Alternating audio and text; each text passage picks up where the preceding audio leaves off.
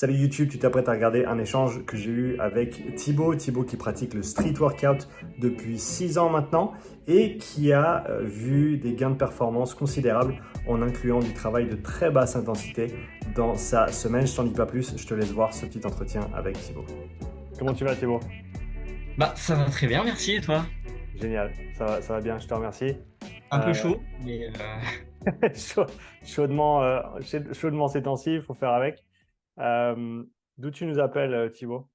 moi, je suis de Bordeaux, là.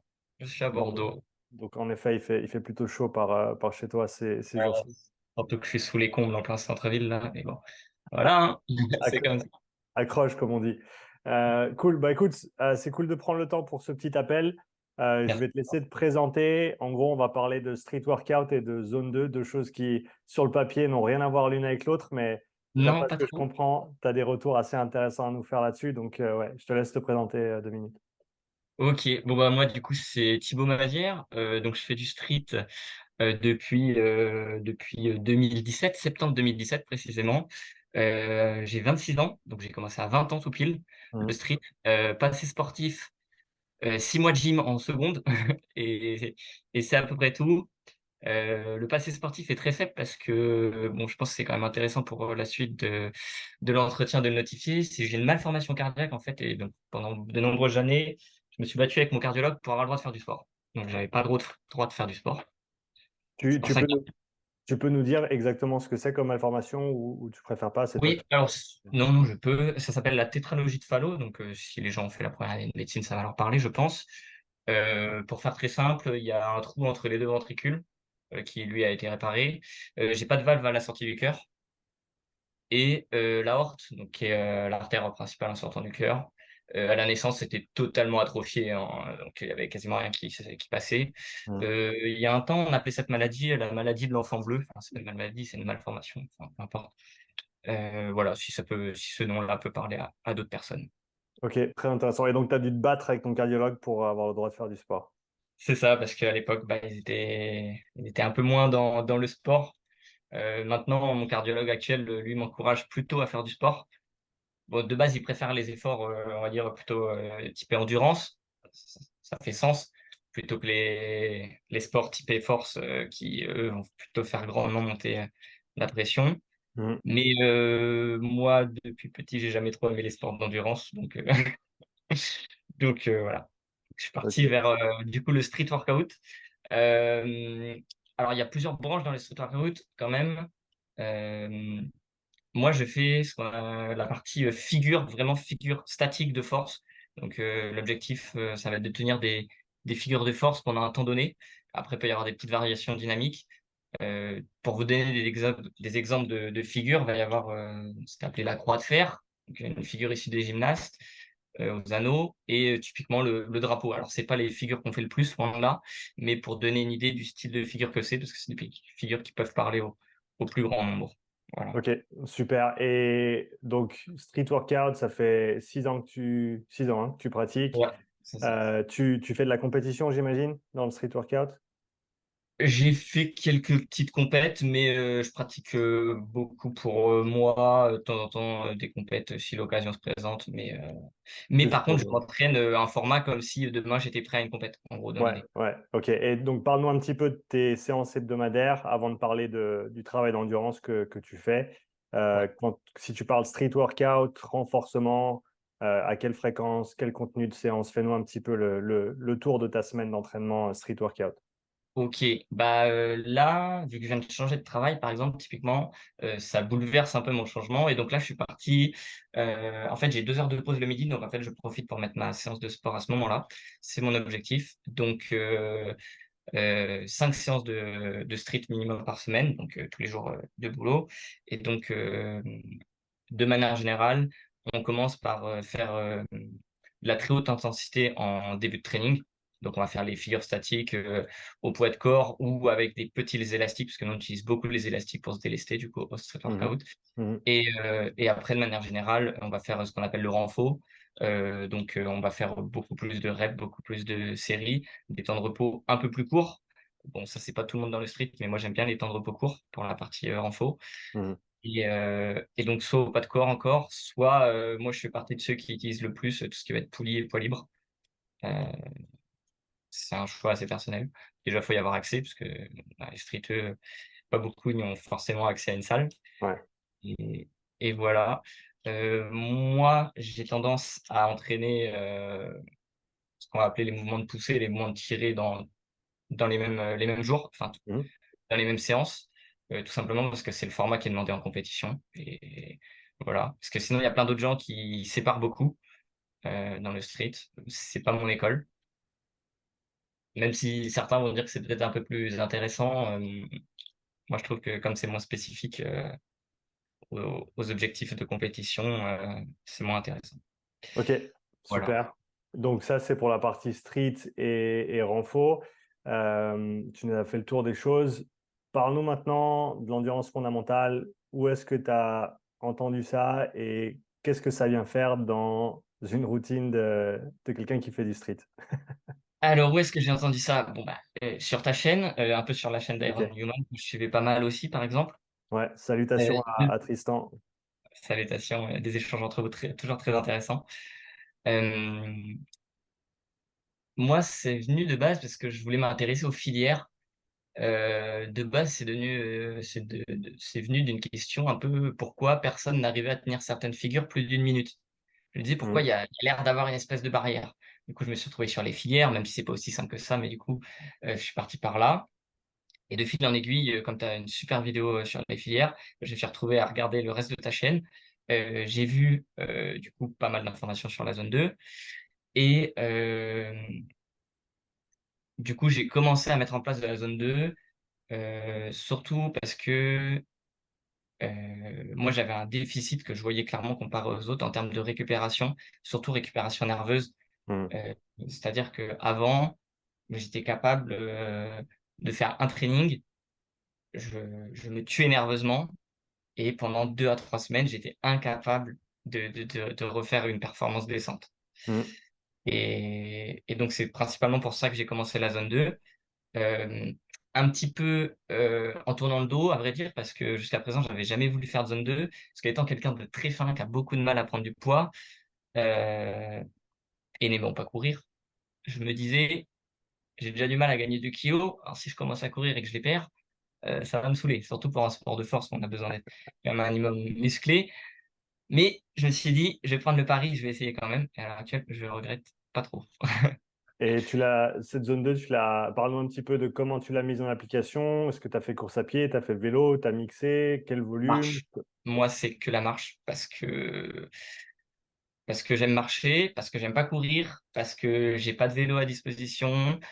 Si je pouvais le faire, j'aimerais bien de temps en temps le faire sur un rameur, parce qu'en fait, j'aimerais bien pouvoir que ma zone 2 soit le plus présente sur les muscles du haut du corps. Parce Mm, que la marche ou surtout le vélo, c'est que les muscles du bas du corps. Et moi, dans mon sport, j'utilise quand même beaucoup le haut du corps, enfin uniquement mm, le haut du corps. Mais du coup, je me suis dit faire de la marche euh, parce que ça restait complet la marche euh, et que c'était le plus pratique pour moi. En plus, j'habite sur les quais, donc c'est super pratique. Je fais le tour des quais, ça me fait 8 km à vrai dire. C'est très pratique. Donc en termes de marche, je fais quand même de la marche assez rapide. J'essaie de marcher soutenu.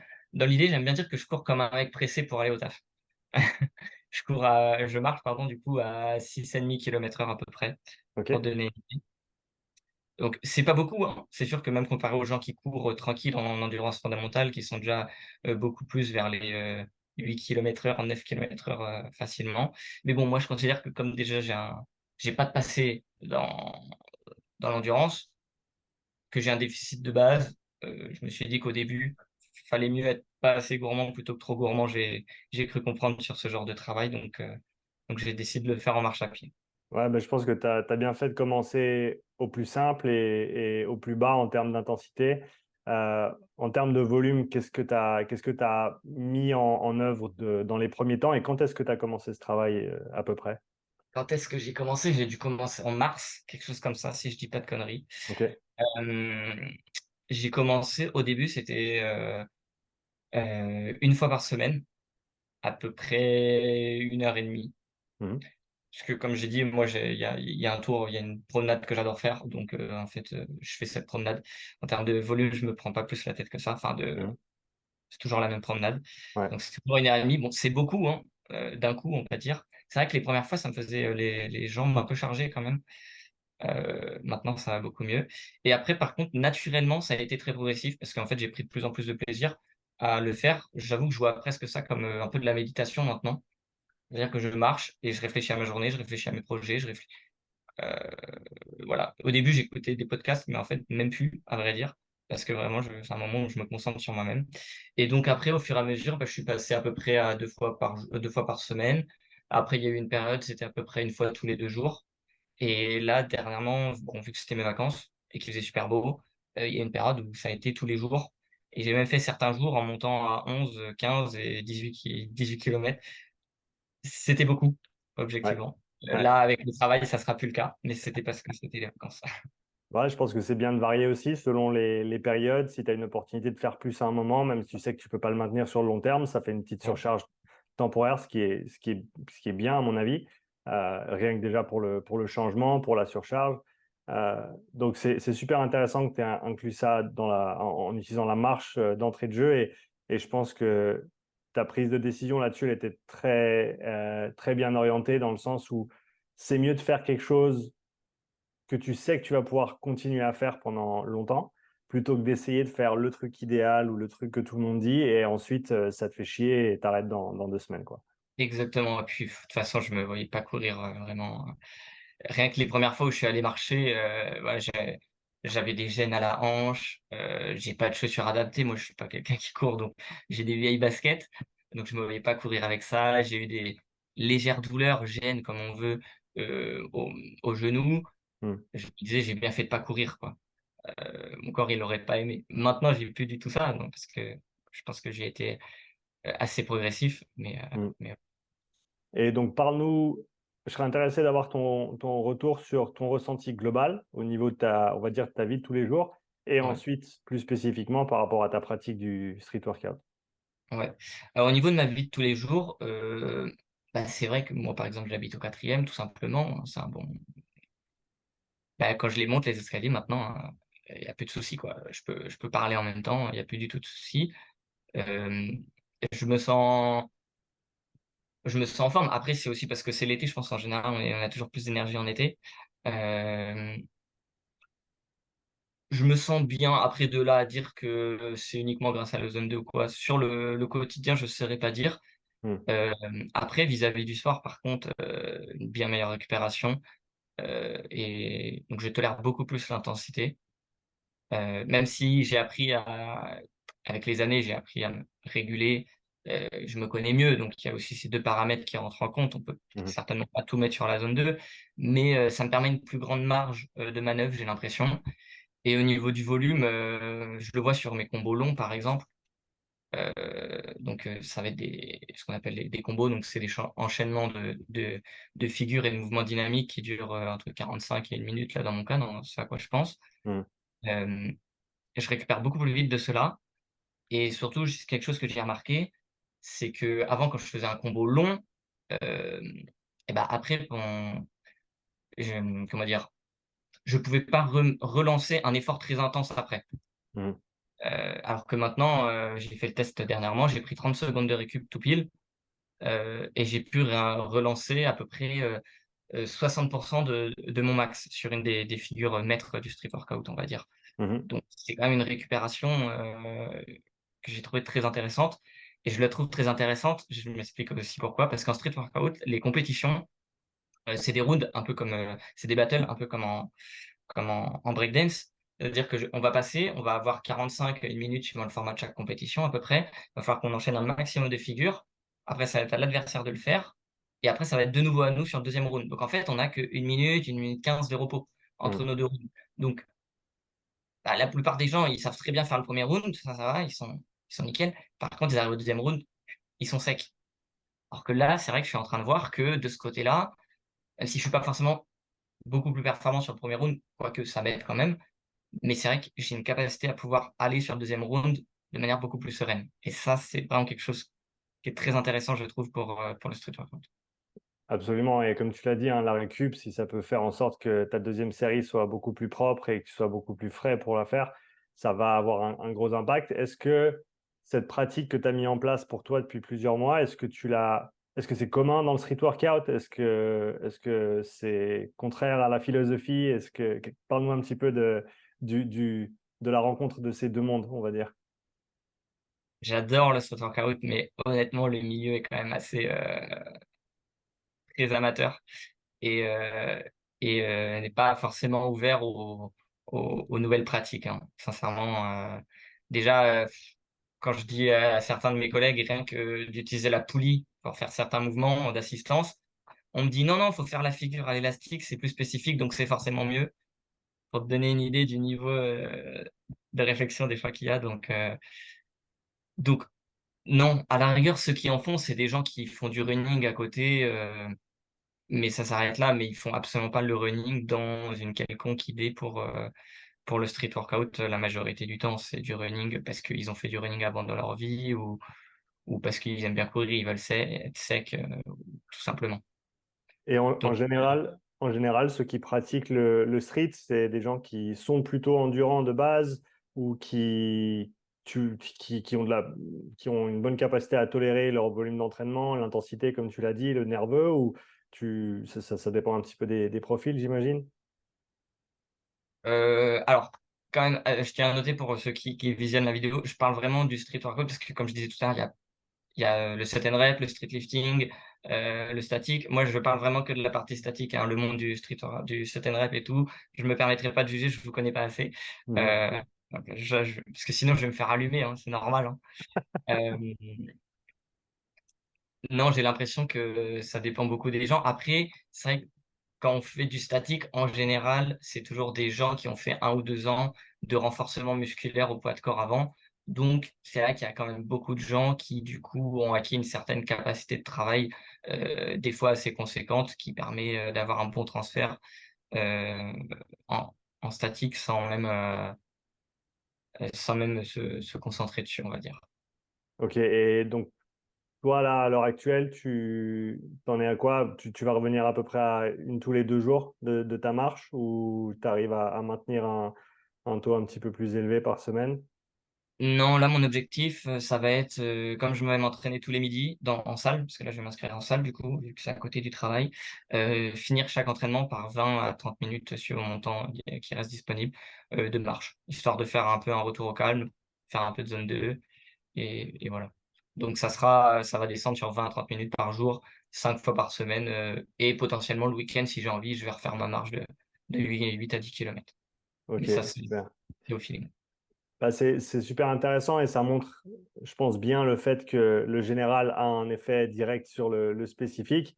Et pour revenir à ce que tu as mentionné au début, le fait d'utiliser la marche plutôt que le vélo. Alors, si tu préfères la marche, c'est un très bon argument. À mon avis, le vélo, il a l'avantage de pouvoir te faire accumuler plus de volume avec moins de charge articulaire. Alors, pas qu'il faut décider l'un ou l'autre, mais et surtout, je pense, pour progresser, parce que tu as déjà établi une bonne base avec tes plusieurs mois de marche régulière, je pense une des options, ce serait de peut-être alterner entre marche et vélo après tes séances à la salle, si tu as accès à un vélo. Je pense que ça peut être une bonne manière de complémenter les choses, de varier aussi un petit peu, en sachant que le meilleur stimulus, c'est celui que tu n'as jamais eu. Donc, le fait de commencer la marche, si tu n'en faisais pas avant, ça va être un stimulus qui est nouveau, et donc tu as pas mal de potentiel de progrès. Et je pense que pour le vélo, c'est pareil, il faut que tu le vois comme une nouvelle opportunité de pousser ça un petit peu plus loin. Et je dirais même, d'ici peut-être quelques semaines ou quelques mois, penser à inclure 1 ou 2 fois par mois une séance un petit peu plus soutenue sur vélo, qui, Oui. je pense, va beaucoup t'aider pour justement cet aspect récupération. Ça, c'est quelque chose que j'ai vu, notamment avec tous les crossfitters avec qui je travaille. La basse intensité aide beaucoup pour, comme tu l'as dit, la récup nerveuse, la tolérance de charge. Mais après, ces entraînements un petit peu plus soutenus de type tempo, comme on les appelle, Ouais. avec des 3x10, 3x15, 3x20 minutes, par exemple, sur le vélo, à une intensité de 6 sur 10. Donc, tu as les jambes qui piquent, ça brûle un peu, mais c'est pas si dur que ça. Et techniquement, tu pourrais faire 1 ou 2 séries de plus si tu voulais vraiment. Euh, c'est le genre de séance qui va avoir un énorme impact sur ta capacité à recycler tout ce que tu produis en fait durant un effort de haute intensité. Et je pense que c'est là où tu as le plus à gagner en termes de récup en allant de l'avant. Maintenant que tu as déjà cette base de basse intensité, c'est d'aller juste un cran en dessus, de passer de en gros zone 2 à zone 3 et de continuer à pousser tout ça vers le haut. Et encore une fois, je ne pense pas que ça ait besoin de prendre des envergures phénoménales une fois toutes les 2 semaines, faire une séance un peu plus soutenue sur le vélo, ça change un peu, ça te décharge un petit peu du haut du corps aussi. Ouais. Et je pense qu'au niveau général, au niveau du cœur, au niveau de la circulation, au niveau de l'apport en oxygène, au niveau du recyclage, comme j'ai dit, c'est tous des aspects qui peuvent être améliorés avec assez peu de travail, juste de la régularité. Et tu sembles faire ça plutôt bien, donc je me fais pas trop de soucis. Bah, pour une fois que je suis régulier, parce qu'à vrai dire, moi, depuis que je coach un petit peu, je me suis rendu compte que j'étais plutôt un mauvais athlète, plus un bon coach que je suis un mauvais athlète. Je suis pas toujours assez régulier. J'ai tout le temps envie de tester des nouveaux trucs, on va dire. Je pense que tu vois l'idée. Ouais, je vois, je vois. Mais non, c'est vrai que ça peut être une bonne idée. J'avais pensé à faire un peu du HIIT. Après, j'avais pas conceptualisé, plus que ça. Ouais. Et en effet, ça peut être une bonne solution, de progression par la suite. Je vais retenir. Ouais, je pense que plutôt que de passer de zone 2 à 5, progresse au travers des paliers si tu veux bien. Donc, fais quelques séances de zone 3. Après, tu peux aller explorer. Hein. Fais quelques séances de seuil, fais quelques séances de VO2. Euh, et vu la nature courte et intense de ton sport, tu vas y gagner sur tous les plans, à mon avis. Il n'y a Ouais. pas de, il y a pas de recette magique. Il faut te dire que ce travail-là, c'est du travail général qui n'a pas besoin de ressembler d'une quelconque manière à ton sport. Après, est-ce que tu pourrais gagner encore plus en endurance spécifique avec, par exemple, un vélo à bras et faire ça plusieurs fois semaine? Et l'autre fois, j'en ai vu un, j'étais sur la rocade, je voyais ça. Je me dis: «Ah, c'est excellent ça!» mais mais bon, après, comme tu dis, je pense qu'il faut pas tout le temps essayer de voir, trop de spécifique, partout, Bah, je te dirais que idéalement, si on parle un peu plus large au niveau planification, je pense qu'il faut penser aux deux. Il faut te dire que tu as peut-être un mois où tu vas te concentrer sur l'ultra spécifique, autant dans tes mouvements de compétition, autant dans ton renfort. Et après, tu as peut-être 1 ou 2 mois ensuite où tu peux partir un peu plus loin de la spécificité, travailler un petit peu plus de général, que ce soit en renfort, que ce soit dans les mouvements. Et en gros, avoir cette oscillation, cette alternance entre des blocs, donc plusieurs semaines où tu es plutôt spécifique, des blocs où tu es plutôt général.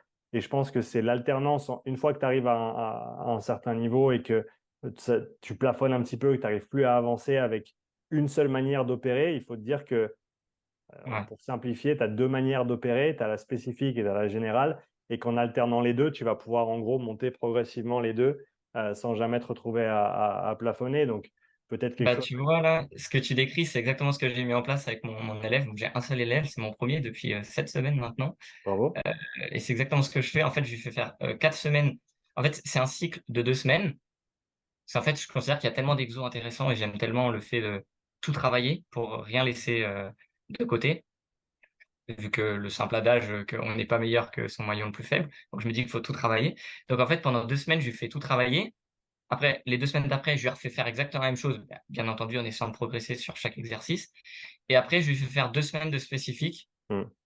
D'ailleurs, je commence la première semaine en général très fort, avec du contraste de charge, vraiment des trucs qui vont taper fort dans le nerveux. Après, hop, à la fin, on le teste, moi en tant enfin, je serais même pas obligé de le tester à vrai dire, mais c'est plus pour lui parce qu'il a besoin de voir ses progrès et c'est une demande de sa part, donc on le teste. Comme ça, on valide les objectifs qu'on a mis sur papier au début et après, hop, on reprend 4 semaines de spécifique et ainsi de suite. Donc, ça reprend, vachement ce que tu disais, que j'applique pas toujours à moi, Ah, malheureusement. après, on a aussi la chance de pouvoir explorer et de se dire que même si c'est des fois au détriment de notre progrès absolu, au moins savoir de quoi tu parles, savoir ce que tu fais, comprendre les possibilités, c'est déjà quelque chose d'assez intéressant, quoi. Tester les limites. Moi, quand je vois un truc, il faut toujours que j'aille au max jusqu'au moment où c'est plus intéressant, voire même, que ça a l'effet inverse. Il faut toujours que je pousse le curseur au max, ça c'est mon problème, mais à chaque fois que je découvre une nouvelle technique, un nouveau machin, un truc, Super. Bah, écoute, merci d'avoir pris le temps pour ce petit échange, en tout cas, Thibaut. merci à toi. C'était vraiment cool d'en apprendre un petit peu plus sur ce que tu fais et de voir ce transfert entre de la marche rapide et du street workout. J'espère que ça ouvre un petit peu les perspectives et que ça montre aux gens que peu importe ta discipline sportive, faut pas avoir peur de s'en éloigner un petit peu et de faire des choses plutôt générales et ça n'a pas besoin d'être dur pour être bénéfique. Alors bien sûr, quand Totalement. il faut s'envoyer, ça c'est très important. Ouais. Euh, et je parle beaucoup de zone 2, donc je tiens à le dire, l'intensité a sa place et elle est très très importante. L'intensité se mérite. Je crois que ça vient de toi, ça. L'intensité se mérite. Alors je ne sais pas si ça vient de moi, mais c'est vrai que c'est comme c'est comme les glucides. Faut mériter tes glucides et ton intensité. Mais c'est vrai au final, si t'as pas fait la base, qu'est-ce que tu vas te mettre des grosses pépites? Et si t'as pas fait tes entraînements, qu'est-ce que tu vas bouffer Et c'est un peu pareil avec comme le un renfo triathlète? spécifique. Le Mm. spécifique se mérite. Il faut faire du renfo pour avoir le droit de faire un peu de spécifique. Enfin, maintenant, je le vois comme ça. Parce Mhm. qu'il y a une période où je faisais que du spécifique et bon, bah, ça marche un temps, quoi. Ça marche un temps, jusqu'à ce que ça marche plus. C'est ça. Bon, Super. ok. Merci beaucoup. Merci beaucoup. À toi Et aussi. tiens-moi au courant de la suite de tes expériences et de ton évolution, peut-être d'ici quelques mois. Ouais, bah, j'ai une expérience très bizarre là que je fais avec ça, mais je t'en parlerai plus tard peut-être. Super, ça marche. Merci à toi et bonne soirée. Salut, bonne soirée.